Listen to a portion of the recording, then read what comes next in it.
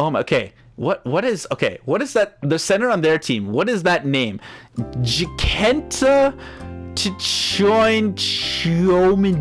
Yep, that's a thing. The right side? Yeah, look at their, like, if you use your right stick, you can cycle their name. Yeah, I'm like,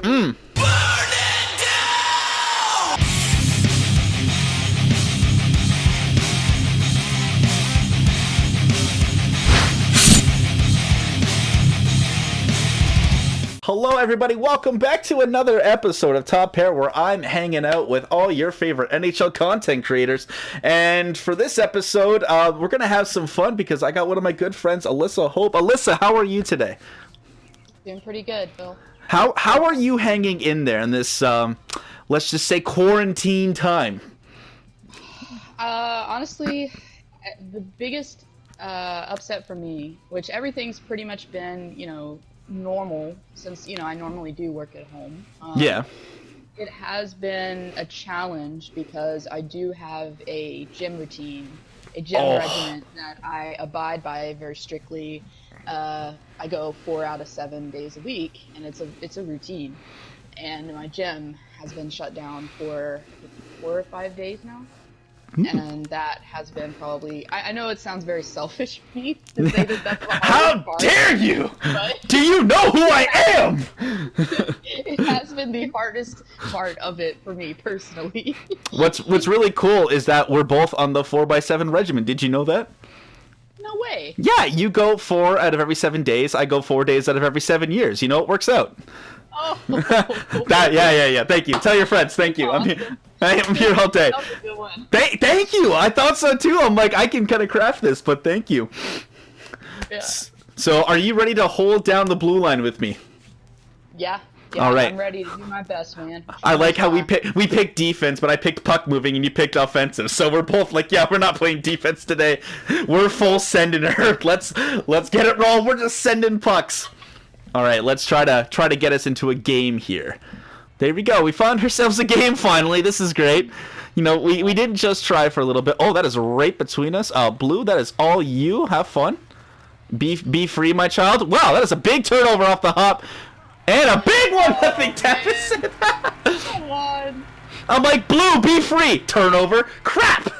Penalties are it's like hot, right, with the tripping and all that stuff. Yeah, they're... Keep your stick to yourself. Keep your stick to yourself. Here we go. Oh, here we go, Green. You are open. I'm going with you, buddy. Never mind. I'm going to get that question back to Blue. Snipe it. My man. All right.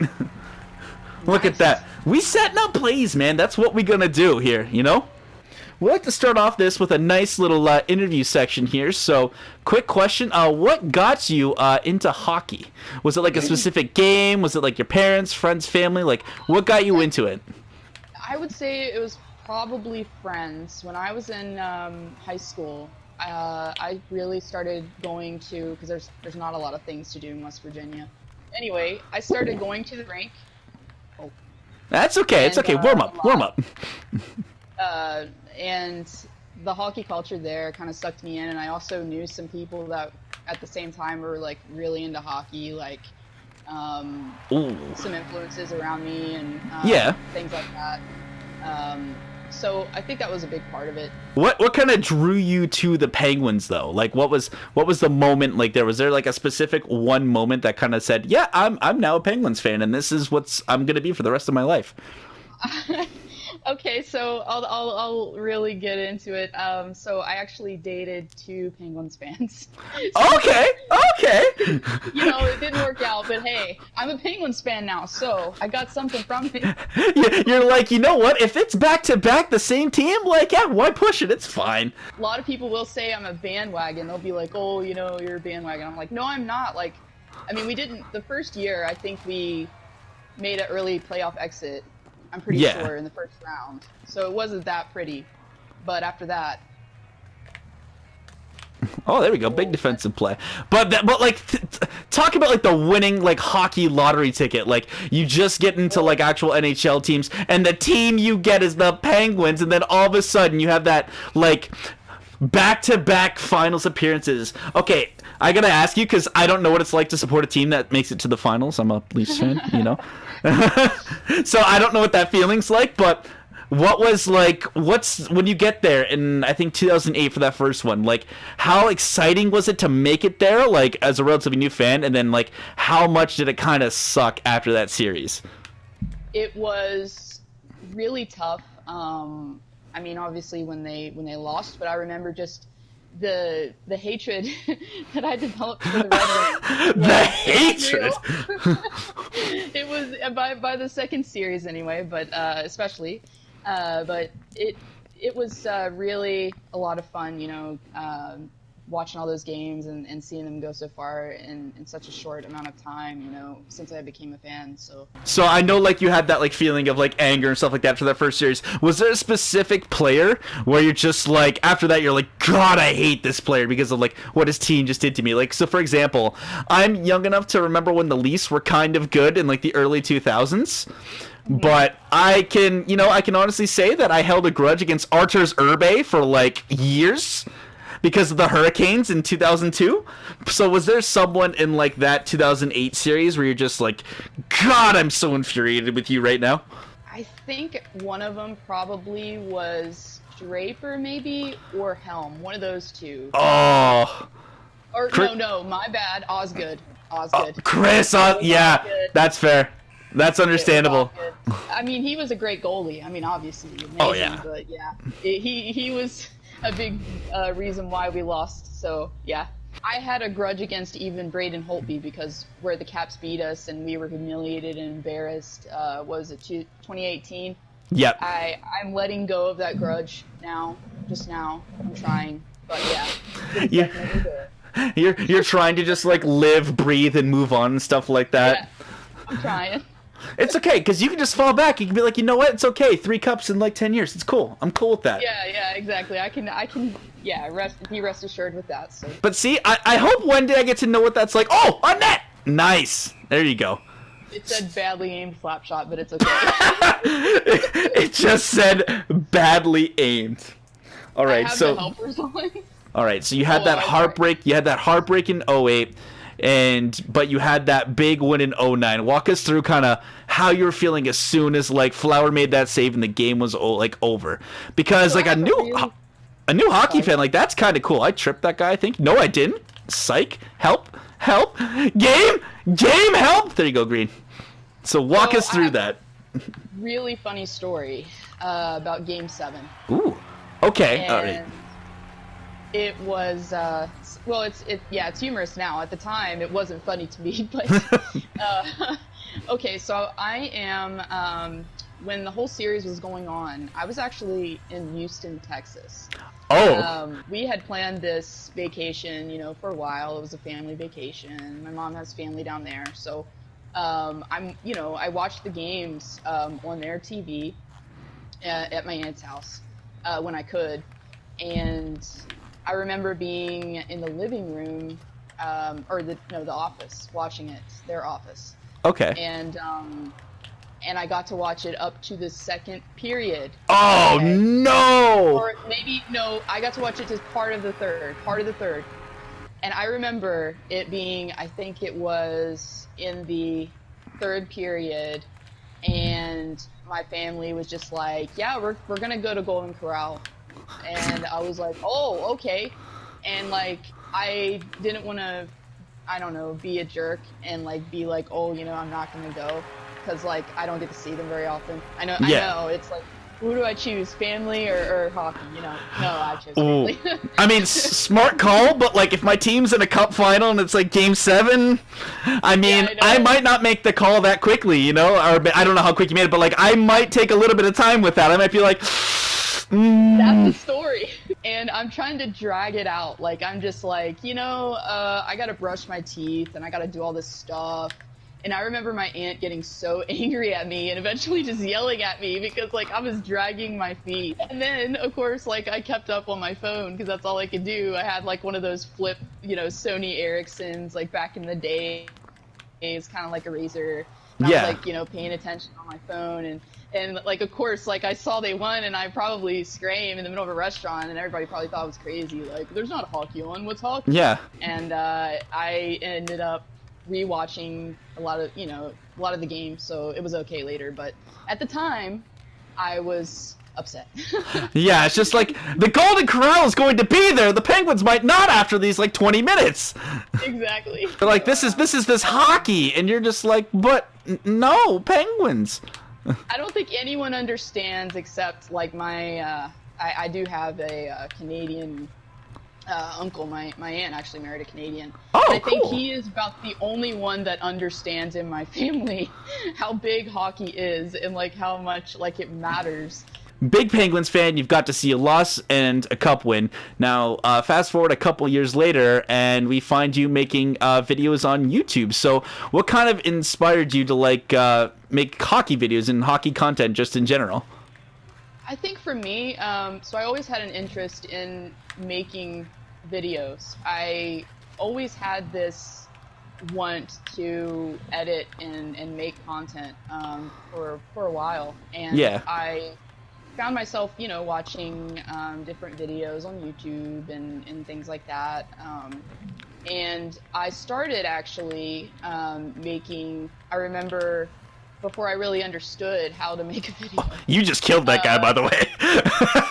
Well, That was a suey. at first actually making Smallville videos. I made a few, and then I started into my second love, which was the Pittsburgh Penguins. I didn't do just NHL content, you know, right off, but I, you know, focused on another love of mine, and yeah, it was Pittsburgh Penguins, and I started making videos, you know, but the first one was very cringe. It was all GIFs. I like to think that you're not a true YouTuber if your first video isn't pure cringe.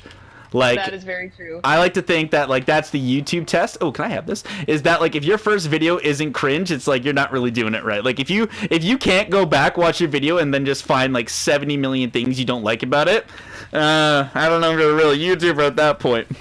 It was funny because I realized that the Penguins videos were doing a lot better than, you know, Smallville. So I was like, you know what? Like, people seem more interested. Like, I'm getting more views. They seem like they're more engaged. So, you know what? I'm just going to focus on this. And that's how it started. Was there any like person or like channel in particular that kind of inspired you and like the stuff you do? Like, it doesn't have to be like per se like one or two people, but you can be like, yeah, I kind of saw like this video series and I saw this video series, so I decided to take a little bit from both and kind of make it into what I do. Because I find a lot of content creators do that as well. Like, they kind of want to take aspects of people they watch and kind of translate it into the stuff they do. So was there anybody, I guess, or any kind of show in particular that helped you kind of find your niche and find your way into your content? No, but the thing that really helped me was the fact that there wasn't anyone. There wasn't any, at the time, you know, there were a few NHL YouTubers, but there wasn't a female NHL YouTuber that I knew at the time when I started this. So that was the thing. I wanted to be that person. I wanted to fill that void, and I wanted to be that person. And, you know, obviously Courtney came about, and others, you know, trickled in. But at the time, that was on my mind. I didn't have an actual person, I guess, that really inspired me. I kind of wish that I did. That would have been really cool, you know, NHL wise. Yeah. But I didn't. Honestly, think about it. Like, you, Courtney, are trailblazers in like the female NHL community. Is that kind of like a cool thing you can hang your hat on and stuff like that? Oh yeah, for sure. Yeah. Like, that's kind of like the cool thing I would think of. It's like, man, I mean, I might not have had someone inspire me, but like the fact that I've inspired others and the fact that I've helped, you know, like encourage more women and stuff like that to make hockey content, that would be something to be like, no matter what happens, I'd be cool with that. I definitely want to inspire people. That's, you know, something that I enjoy doing, you know, as much as I can. But was there any kind of big challenge that you kind of faced while making videos, whether it's like finding time or finding motivation? Because it can be a grind, man. If you do daily content or like big content, it can be a grind. I was working, and then I started going to school. I took some time off, you know, in between high school and college. I started going back to school, and I started working like 30 hours a week. So I think at the beginning, most of the time it was time management. that was probably, at first, it was the biggest challenge that I had to, get over. But I definitely couldn't make as much content as I wanted to starting out. But later on, once I started doing voiceovers, once I started putting my voice out there and things like that, a lot of it was facing criticism and trying to deal with that and taking, I think sometimes people are harder on women. They're harder on women, like in the unjustly too, like unjustly, yeah. like And unnecessarily it's not hard. always fair, and I think taking that, learning how to take that, was another thing that I had to adapt to. The fact that you stuck with it and you kept going despite what people were saying, that's honestly remarkable. Like, that's super cool, and it's super, like, proud to hear that, like, you kept doing that regardless of what people are saying. And like I said earlier, help breaking down barriers for others as well, dude.